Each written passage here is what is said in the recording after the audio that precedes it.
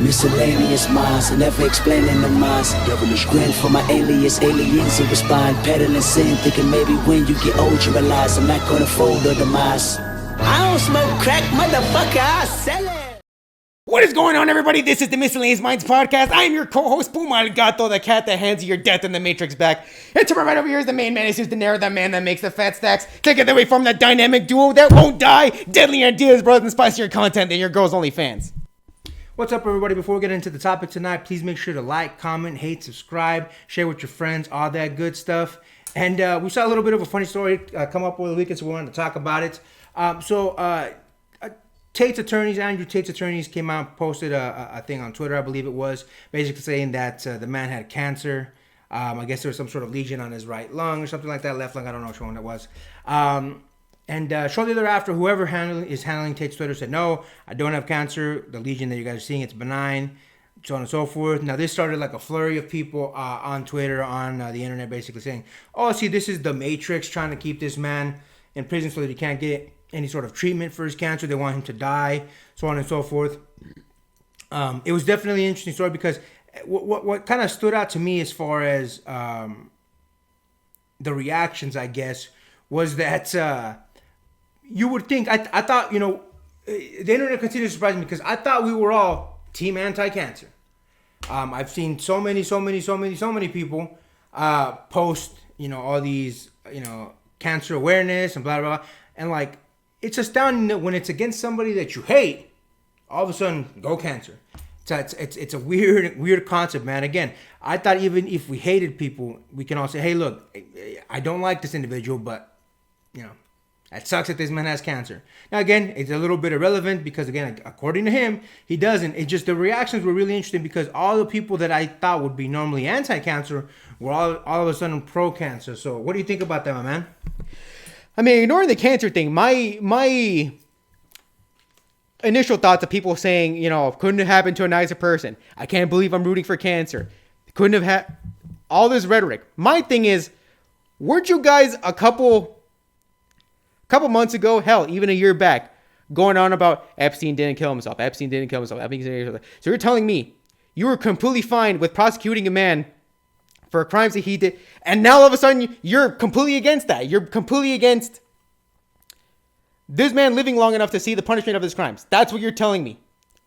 So for you to go on this rhetoric, for you to say, okay, I'm perfectly fine for him dying if it means not going with his death, like, your rhetoric for the Epstein thing and the Andrew Tate thing is like, it's completely flipped. Wouldn't you want to see him live long enough, theoretically, to live out the punishment of his crimes? Weren't you all about that? And all of a sudden, okay, I don't mind if he dies. That's ridiculous to me. If you're really so adamant of, okay, he really did do these things, which we established in a previous video, it looks sketchy. We don't think he did it. But you're fully in the confidence that, okay, he's going to get the punishment of the law. He's going to get his due diligence. And now you're rooting for him not getting that? That doesn't make any sense to me. So, yeah, that was my initial thoughts. Like, it seems ridiculous that all of a sudden you were for him getting his due diligence, and all of a sudden you're perfectly fine with him not getting that. It's ridiculous.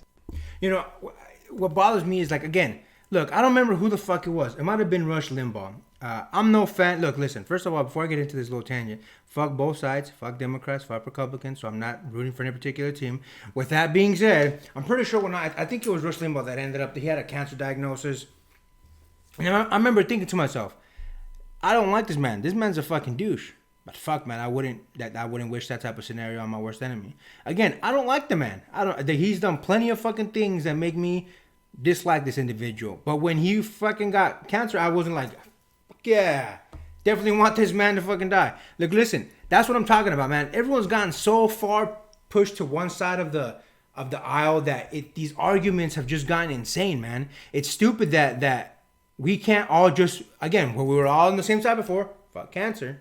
Now all of a sudden, as long as the person is on the opposite side of the aisle of your beliefs, then okay, pro-cancer. Ridiculous. I'm a man, that's kind of all the thoughts I have on this one. I just thought it was kind of interesting the way how quickly people switch up when it's somebody that they don't like. Anything else you want to add to that?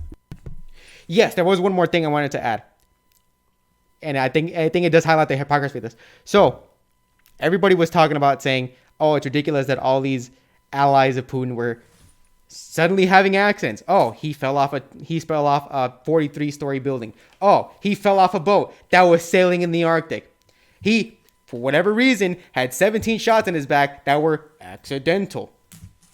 And people were saying, okay, to hell with this man. He is killing anybody that opposes him. Now all of a sudden, you're on that same side. You're the one saying this man deserves to die because he is on the opposite end of my political spectrum. All this nonsense. You are on, unironically, the same rhetoric that you're saying Putin is a complete asshole for. This is why I think this is bullshit. You are completely against the death of political opponents until it's somebody, again, like you said, that it's something that you disagree with. That's why I think this entire rhetoric thing is bullshit. I fully agree with everything that you were saying. I think it's kind of a stupid ideology to when as soon as they're on the other side, all of a sudden it doesn't matter. All of a sudden everything you were saying doesn't really mean anything. But, you know, that's just me. I know that we both agree on that, so we kind of both thought it was ridiculous. So I thought it was worth the talk. With that being said, let's go ahead and take this off on this motherfucker. Until next time, get rest and stay blessed. We'll see you on the next one.